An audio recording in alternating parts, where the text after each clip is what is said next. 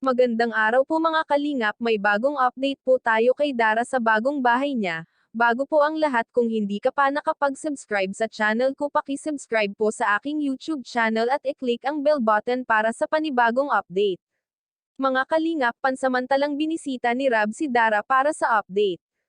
Napakabilis magawa ng bahay ni Dara, tila ba di makapaniwala sa ating nakita. May tiles na ang sahig nito at malapit nang mabuo ang bahay. Naabutan ngang nagwawali si Dara, talagang inaalagaan niya ang bahay kahit hindi pa tapos, nililinisan niya agad. Kita naman sa mukha nilang magkapatid na sabik na matapos ang bahay nila, excited na. May napansin ba kayo kay Dara sa mga kinikilos nito mga kalingap? Ano iyon? May nag-iba sa pangangatawan niya, biglang lumaki at tumaba ang pangangatawan niya, bakit kaya? Siguro mga kalingap ay sagana lamang ito sa pagkain at sanay siya sa mga bagay-bagay na nararanasan niya ngayon. Kaya sana huwag po nating pag-isipan ng masama o mga hindi totoong kwento. Alamin muna natin ang talagang dahilan bago tayo magbigay ng komento tungkol sa kanya, kung may sapat na katunayan sa mga nababanggit nating opinyon patungkol dito.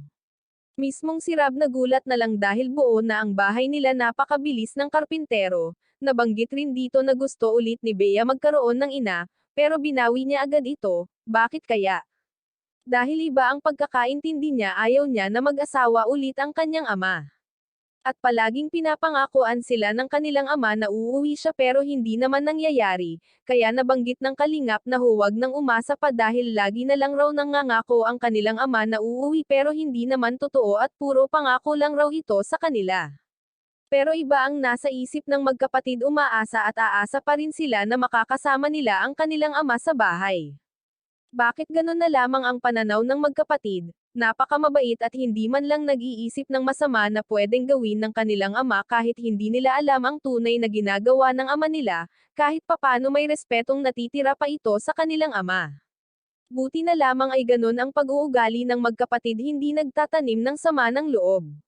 May hindi man sila maintindihan, marunong din naman silang magpatawad. Nanay na ang turing ni Bea kay Dara, halos ayaw nitong mahiwalay sa atin niya, umiiyak na lamang ito kapag naiiwan sa bahay, halos di ito mapakali kapag hindi niya katabi si Dara sa pagtulog.